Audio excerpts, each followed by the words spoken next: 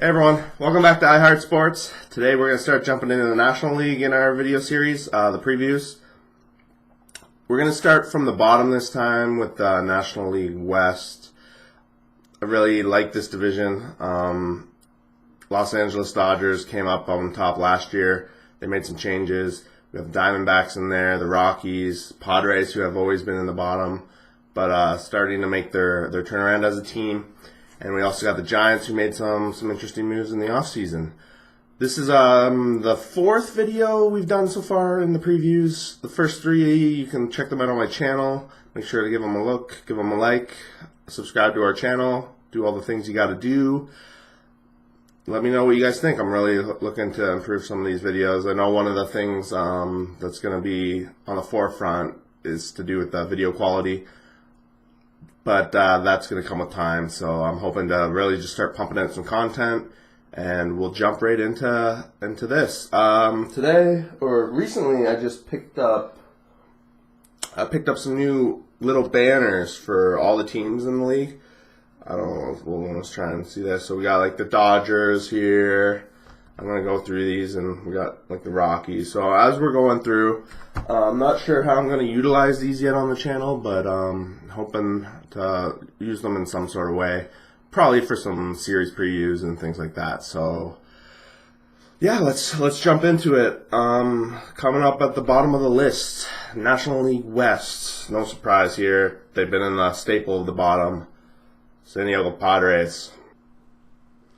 The Padres, they're interesting. They made some interesting moves in this offseason. They got Freddie Galvis, who was moved from the Phillies to take over shortstop. They made a big signing with Eric Hosmer. They gave him a lot of money to come to San Diego, gave him a long contract. I think this signing for them is more of a future signing. 3 years down the road, when all their prospects that they've accumulated over the many years of being in last place start making it to the majors. As we all know, young players, it takes them a while sometimes, and by a while, 5-10 years for some of them to start making an impact for their clubs. So the Padres, I think they're really trying to build for like a 3 to 5 year plan here. Margot is one of their rookies from last year. He's going to be their center fielder again, likely this year, and he's going to be one that they're looking to build on. They picked up Chase Headley, a veteran from the Yankees. Again, he used to play for them. Nothing really big on him. He won't really bring too much to the team. But yeah, the Padres, they have young pitching staff. They didn't have any big signings really other than Hosmer. A lot of minor league deals, but this division, it's another one of those stacked divisions. Dodgers are a stacked club. Rockies and Diamondbacks definitely making way, and the Giants, you know them, they want to win the World Series every other year. So with that all in mind, you can't really have the Padres anywhere else but in the basement. Moving on to fourth in the National League West, I have the San Francisco Giants. The Giants, they made a big trade when they picked up Evan Longoria from the Rays. He kind of had a down year last year, and for me, he's not like the greatest of pickups compared to some other teams have made. Longoria, he's proven, but to me, he's starting to get up there in age, so I really don't expect him to have a breakout season, put up career numbers, do anything like that. So the Giants, yeah, they got a little bit better by picking him up, but other than that, this team really, it comes down to their starting pitchers. We all know Bumgarner at the top of the rotation is their ace. Let's just hope he doesn't go crazy, drive his dirt bike off a cliff again, break all his body, and things like that. Next, they have Johnny Cueto. He suffered a lot of injuries last year. He didn't really pitch that great. So as a number two, I'm a little nervous with him. Justin Marja comes in third. Again, he's hit and miss a lot of the time, so it's really hard to tell. The Giants, I don't think they're going to do too well this year. They might even somehow be competing with the Padres, but I think they're going to be a far stretch from third, and be pretty concrete in 4th position in the National League West. Moving on to 3rd, this is probably a little bit different from most predictions in this division. I got the Diamondbacks, Arizona. For them, they are almost identical to the team they were last year. They got some relief pitching, which I guess was a pretty big upgrade from Rodney. They got Brad Botsberger.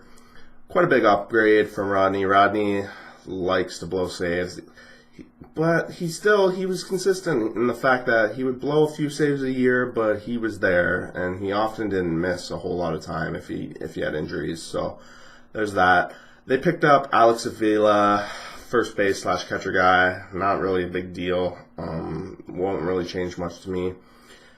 I think with the Dodgers being cemented pretty much in first place, I think the Rockies, who we're going to talk about quickly next, made a little bit more moves than Arizona did. So it really, to me, they were really close going in last year. I like a lot of the Rockies. I think a lot of them are good players. So to me, it's going to happen. The Rockies, to me, are going to be number 2. So let's go on to them. Colorado Rockies. They made, to me, one of the best relief pitcher signings. Wade Davis, they picked him up. And this is really important for a team like the Colorado Rockies. Playing in Coors, I'm not sure everybody knows, but this is an offense-friendly ballpark. The ball just tends to fly out of this place. Home runs, the over-under with Vegas is always a lot higher at this ballpark. So with a closer like Wade Davis coming in, it really shortens the game for the Rockies in situations where they had issues before. Starters for them, if they can get 5 innings out of a starter, that's good. Because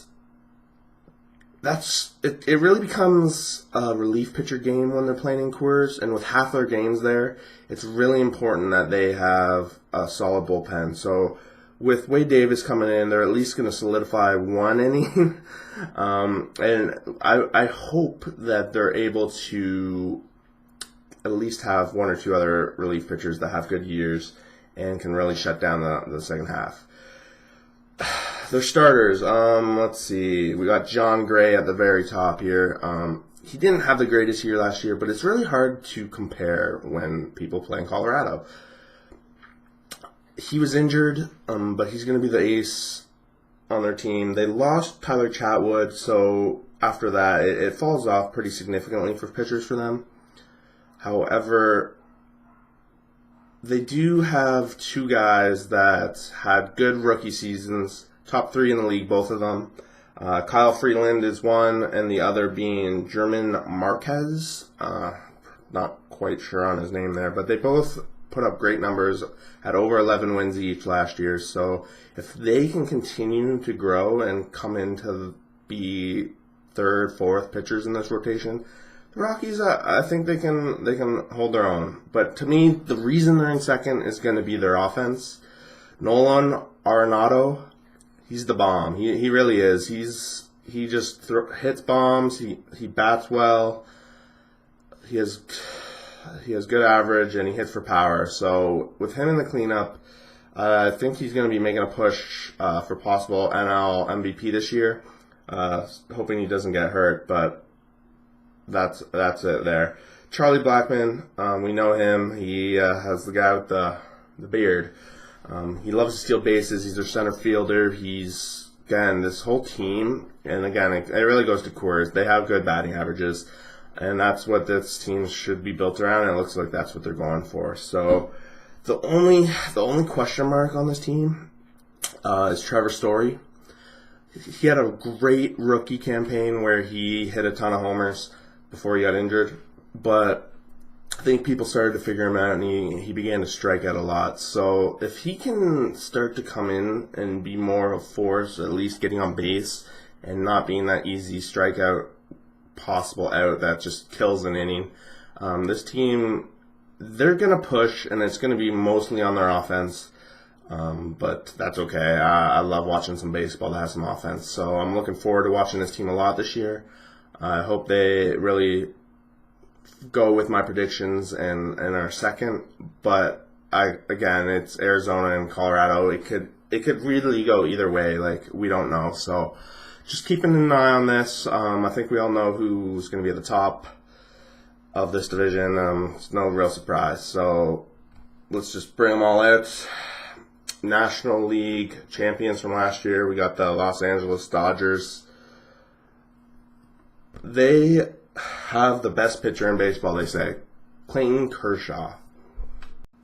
If you haven't had a chance to watch Clayton Kershaw, you better make time for it this year. He has the most wicked curveball in the league probably right now. It's just like strikeouts, strikeouts, strikeouts, innings pitched. This guy's a machine. He does miss some time every season, it seems, for a game or two, so just keep an eye out for that. But if he stays healthy the whole season, they're going to continue, and they're gonna crush this division. The rest of the starters, they stay the same as last year. They picked up Yu Darvish last year at the trade deadline. He's no longer with them, so it really goes back to the same starting rotation that they had at the beginning of last year. Rich Hill, probably going to be coming in second there. Alex Wood, Kenta Maeda, who for a lot of people was a pretty big bust last year. So look for him to make a rebound from that. And then when you start looking at their batting, they lost Adrian Gonzalez, which old man McGee, like, it's not a big deal. They have Cody Bellinger, who we all saw last year have a killer rookie campaign. Whether he can keep it up, it's hard to say, but rookies are just starting to make their way into this league, and they're really starting to show. Chris Taylor, they brought him in halfway through the season, and he started leading off for them. He was a big part of their push. Corey Seager, another young guy, shortstop, he can really do it. Their outfield this year, they picked up Matt Kemp, who is someone that kind of bounced around to a lot of different teams the past few years. He was with the Padres, and then he was with the Braves, and now he's with the Dodgers. I think he'll be a pretty good fit here. They definitely, with those young people I mentioned in the beginning, need some veteran presence, and he'll definitely bring that. Yusel Puig is another one that's one of those guys that was kind of under the radar last year. Didn't really do too much, but he's definitely a well-known name for the Dodgers organization, as he's been here for quite so many years. So I really expect the Dodgers to be more of the same. Top of this division. It's going to be a good division, though. Like, don't be surprised to see the Dodgers fall. The other two teams that I just mentioned, they have potential to be 600-plus teams. So with them being able to beat up on the National League East and the two bottom feeders in this division, the top three teams in this, you could definitely see the three playoff teams from this, two wild cards and the division leader, so don't be surprised for that. That pretty much wraps up our breakdown of the National League West. Just gonna go over this real quick again, and try to set this up real nice. We got the Padres coming in at 5th place, followed by the Giants, and then I have the Diamondbacks, Rockies, and Dodgers. I know that's not the greatest, but just trying to do this. But that pretty much wraps it up, guys. Thanks for watching. Make sure you give me a like and subscribe to the channel if you like some of my content. I'm working on trying to get more videos out more often. Really, the editing is what cuts down a lot of the time. So you might notice on this video, I kind of threw it all together. There's probably a little bit more things that weren't perfect, eye contact, little hubs and heres and stuff like that, but I'm really just going to try to cut down on the editing. The plan is, once the season gets going, to be pumping out videos, so I want to be able to be comfortable in front of the camera, talk, make mistakes, but just fuck it, like just go with it, and hopefully that's cool with you guys. But I'm looking forward to this season, and we got 2 more divisions to go, and I hope to see you around for them. Cheers, guys.